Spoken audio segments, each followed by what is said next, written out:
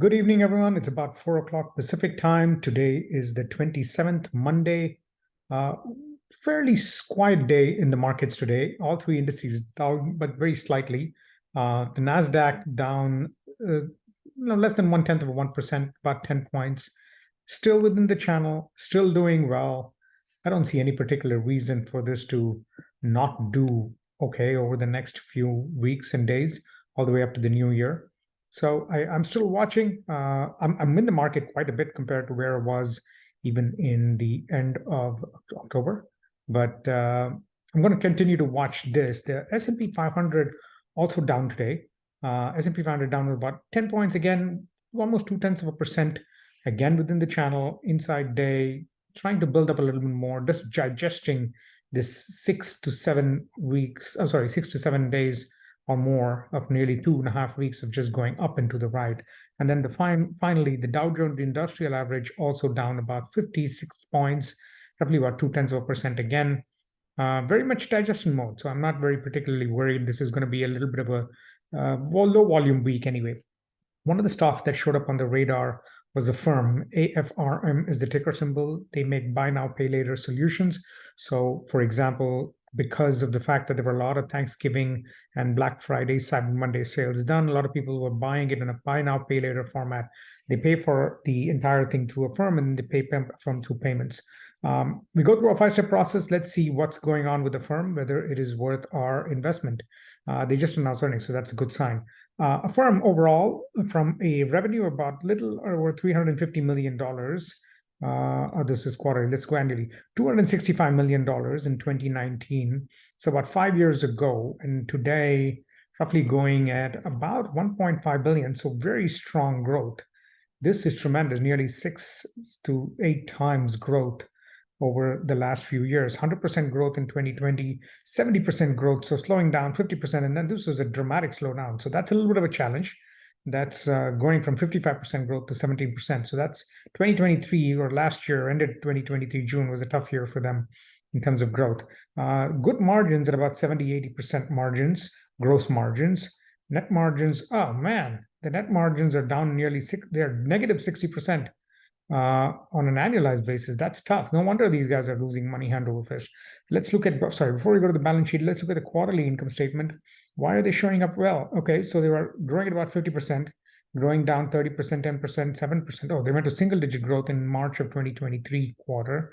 And then, now they seem to be growing back again. So look at this. On a year annualized basis, Q1, they've actually grown dramatically, 37% compared. This was the most recent quarter.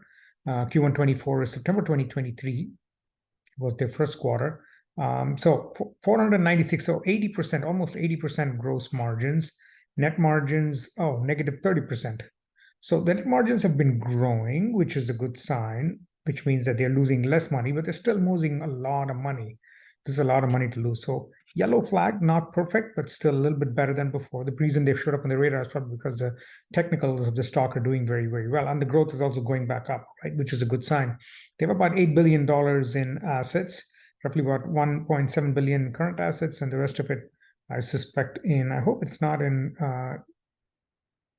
they have quite a bit in long-term investments. So that's good. That's good. They have enough in cash, and they have about 5 billion in debt. Oh, goodness, that's quite a bit of debt. Net debt is about 4 billion. So they have a lot of debt. Not a great sign. So I would say on a scale of 1 to 10, this is a 6 balance sheet income statement. Not great. Gross margins are terrific. Look at this. Gross margins is the 85%. Net margins are negative 30% after being negative 80%. So they're losing money hand over fist. At the same time, their price to sales looks reasonable for 30% growth. They continue to have that growth. And so that's something worth looking at overall. Let's look at the technicals. We start with the monthly chart first. On a monthly basis, we can see, okay, so the stock had a little bit of a consolidation when it actually went IPO in 2021. Stage 4 decline, consolidation again. This is a consolidation zone all the way to 21, and the rapid rise, which is stage 2 incline, and then a stage 4 decline. Right now, that's one of the reasons why. It's coming out of a long-term. So if I look at this and I draw a chart, it's either coming out of a long-term consolidation phase or it's built a very nice base. This actually is a very nice base. You could call it coming out of the base. Look at another way of drawing this base. It started somewhere over here. Right now, it's just gotten over that base. So strong base. It's built a strong base on a monthly chart. Seems to be heading up. Okay, on the weekly chart, as you can see, it's attempted quite a few times to get out of this zone, but it's still very much the sideways area. The next big, I think, resistance for it is going to be in the $41 range, given that it has tried to achieve that a couple of different times. And obviously, the support could be somewhere lower, but most likely in the 15 to even the 21 zone. So I'm going to keep that for the weekly chart. Don't see any major changes. It seems to have been coming out of a long-term move on the daily chart.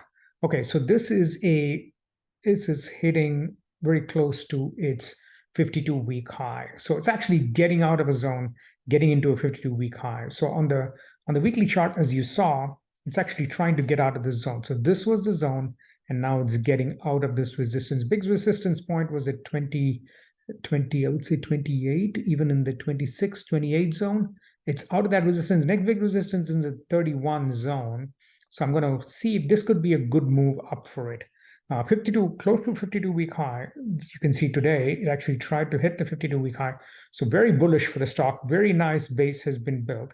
The higher highs and higher lows. So if you want to draw that portion of the chart as well, this looks very, very good. Look at that. It's within the consolidation period and has just gone out of the channel. Just out of the channel, moving upwards, strong out of the channel on the daily basis. So this should get to 31, 32 very quickly.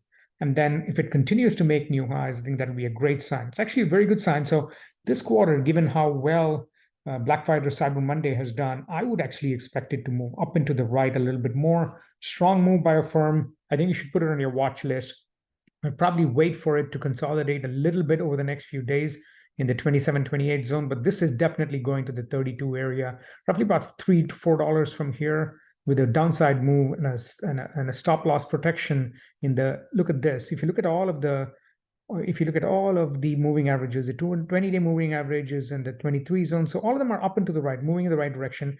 The RSI has just moved out up to the oversold area. So it should get a little bit more movement all the way up to at least 78. It has a move. I think this is going all the way up to 32. Thank you very much for watching. Appreciate you guys subscribing to the channel. Please like and comment and share.